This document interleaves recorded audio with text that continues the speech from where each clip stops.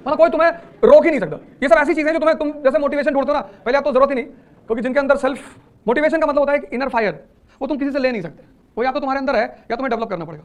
और डेवलप करने का सबसे अच्छा तरीका है कि तुम्हारी बेइज्जती हो जाए, जिससे तुम बहुत डरते हो। चाणक्य, गांधी, अंबेडकर, इन सबकी बेइज्जती तो हुई, बेइज्जती हुई तो एक जज्बा पैदा हो गया कि करेंगे। तो मोटिवेशन तुम किसी से बोरो नहीं। Motivation is for working class, labourers, मजदूरों के लिए होता है, राजाओं के लिए नहीं होता। King is always self motivated. उसको तुम मोदी जी किसको सुनते रहोगे, तब तो 1970s में कुछ था ही नहीं, एक अंदर से आग थी। और भारत जैसे देश में 2 बार लगातार प्रधानमंत्री बनना, from a common background, common, मतलब उनकी इस अचीवमेंट पे मैं फिदा हूं।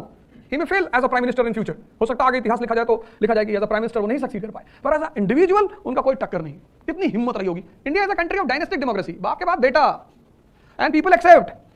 ऐसा नहीं कि पीपल अपोज। तुम महाराष्ट्र देख लो, कश्मीर देख लो, तमिलनाडु देख लो, यूपी देख लो, बिहार देख लो, पंजाब देख लो, India is a country of dynastic democracy.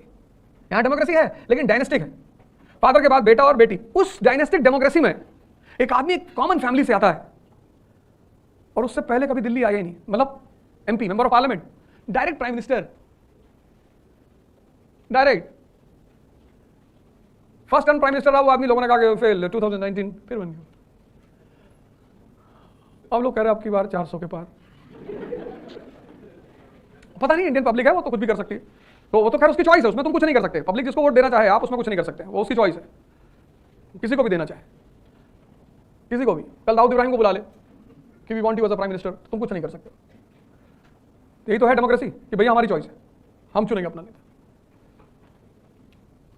जब कोरोना फैल रहा था तो जब एक को हो रहा था तो दूसरे का वो वेट कर रहा था कि कम से कम कंपनी तो मिलेगी। जब आदमी बर्बाद होते थे, जूस आदमी अकेले पिएगा, शराब नहीं पिएगा। शराब जब भी पिएगा किसी को बुलाएगा, फोन करेगा, भाई कहाँ है, नोएडा में। अरे यार चाचा आए थे श्रीनगर से 2 बॉटल लेके, और तुमने कह दिया कि अरे मैं तो आ जाता लेकिन कैब का पैसा नहीं। अरे मैं दे रहा हूँ, भाई दे रहा तेरा।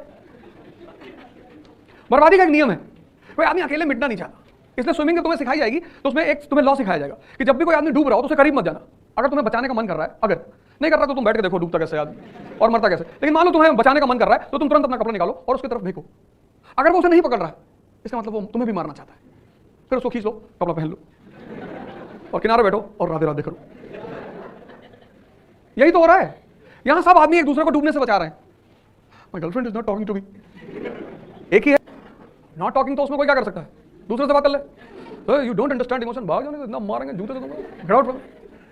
यहाँ कुछ इमोशन नहीं होता। तो जाओ नीचे रिक्शा वाले से पूछो, किसी को कभी उसके साथ सेल्फी लेते हुए देखो? इंसान वो भी है, किसी का रिश्तेदार नहीं है। जब भी तुम्हें जीवन में कंफ्यूजन पैदा हो जाए, रिक्शा वाले को देखना आके खड़े हो गए, इसको कोई गुड मॉर्निंग नहीं कहता, ये लाके तुम्हें छोड़ेगा कोचिंग के पास, तुम इसको थैंक यू नहीं। हम सब यही करते हैं। हम तुम्हारी बात नहीं कर रहा हूं, मैं अपनी बात कर रहा हूं।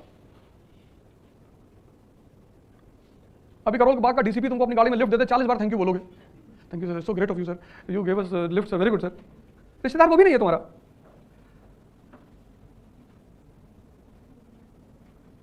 इसलिए जिंदगी में जब भी कंफ्यूजन हो 2-3 जगह चले जाना। एक तो रिक्शा वाले को देख लेना, कंफ्यूजन दूर हो जाएगा। एक किसी गवर्नमेंट हॉस्पिटल के इमरजेंसी वार्ड में चले जाना, वहां अगर तुम सर्वाइव कर गए 5 मिनट, वो तो मुश्किल है थोड़ा सा, हो सकता है तुम्हें दौरा और आ जाए, 2 डेड बॉडी पड़ी है, किसी का सर कटा हुआ उधर लेटा हुआ है, वहां कोई देखने वाला ही नहीं होता। गवर्नमेंट हॉस्पिटल्स में आमतौर पर इतने कहां पे हैं एम्प्लॉइज, इतने सारे केसेस हो रहे हैं, उतने लोग हैं नहीं। एक तो इमरजेंसी वार्ड चले जाना गवर्नमेंट हॉस्पिटल के, और एक और जगह है और वो है जनरल कंपार्टमेंट ट्रेन का।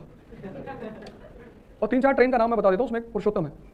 उसमें अगर तुम जनरल कंपार्टमेंट में बैठ गए किसी तरह से, पहले आपको इम्पॉसिबल है पर एक चुनौती है बैठना, अगर तुम बैठ गए और दिल्ली से सिर्फ अलीगढ़ तक चले गए जिंदा, तो 100 की सीटिंग होती है और 700-800 लोग होते हैं और 3-4 हाथ होता है, 2 पैर होते हैं, उसमें से एक सर निकल रहा होता है।